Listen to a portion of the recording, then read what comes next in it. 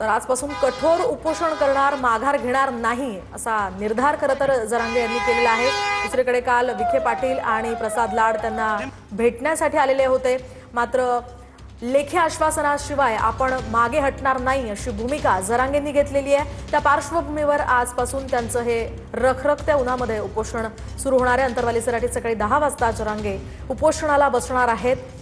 तर अधिकची माहिती या संदर्भात जाणून घेऊयात आमचे प्रतिनिधी सागर सुरवसे यांच्याकडून। सागर, काय सांगाल? जरांगेंचं अंतरवाली सराटीमध्ये आज उपोषण सुरू होणार आहे आणि महत्त्वाचं म्हणजे रखरखत्या उन्हामध्ये ते उपोषणाला बसणार आहे, काय अधिकची माहिती मिळते?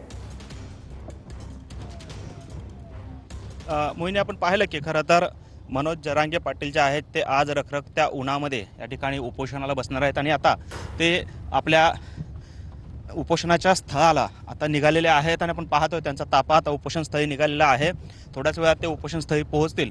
खरं तर मनोज जरांगे पाटील यांनी सरकारकडे 2 ते 3 मागण्या ज्या आहेत त्या केलेल्या आहेत। प्रामुख्याने हैदराबाद गॅजेटचा जो विषय आहे तो प्रलंबित आहे, त्याचबरोबर सातारा गॅजेट लागू करावं अशी देखील मागणी त्यांनी केलेली आहे आणि याशिवाय हे सर्व मागण्या ज्या आहेत त्या लिखित स्वरूपात द्याव्यात अशी देखील मागणी मनोज जरांगे पाटील यांनी केलेली आहे। आणि त्याच पार्श्वभूमीवरती खरं तर काल मंत्री राधाकृष्ण विखे पाटील यांनी देखील मनोज जरांगे पाटलांची भेट घेतली। त्यानंतर त्यांच्यामध्ये जवळपास 2 तास चर्चा झाली आणि 2 तासाच्या चर्चेनंतर त्यांनी ज्या मागण्या आहेत मनोज जरांगे पाटलांनी त्यांच्यासमोर मांडलेल्या होत्या, त्यानंतर विखे पाटलांनी आम्ही या मागण्या संदर्भात आपल्याला लेखी स्वरूपात देण्याचा प्रयत्न करू असं देखील सांगितलं। त्यानंतर संभाजीनगरमध्ये त्यांनी बैठकसुद्धा घेतली अधिकाऱ्यांची आणि त्यानंतर आज पुन्हा एकदा राधाकृष्ण विखे पाटील जे आहेत ते या ठिकाणी मनोज जरांगे पाटलांच्या भेटीला येण्याची शक्यता आहे। त्यामुळे एकंदरीतच मनोज जरांगे पाटलांनी उपोषण करू नये अशी मागणी जी आहे ती या ठिकाणी सरकारच्या वतीने करण्यात आलेली आहे, त्यांना निवेदन करण्यात आलेलं आहे। मात्र मनोज जरांगे पाटील जे आहेत ते आपल्या उपोषणावरती ठाम आहेत